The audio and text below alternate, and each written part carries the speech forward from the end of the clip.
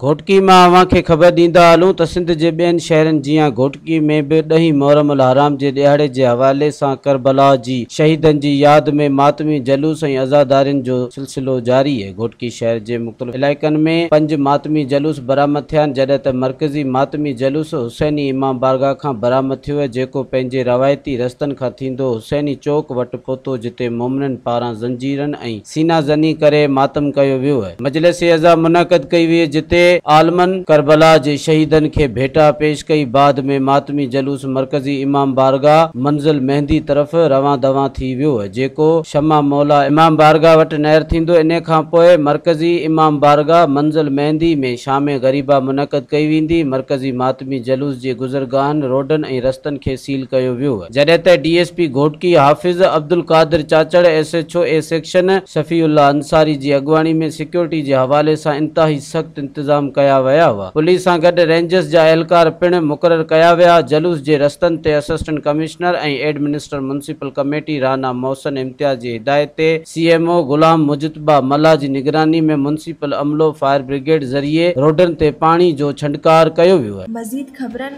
ऐं तफ़सीलात लाइ विज़िट कयो असांजी वेबसाइट www.awamiNewsHD.com ऐं ॾिसंदा रहो अवामी न्यूज़ HD।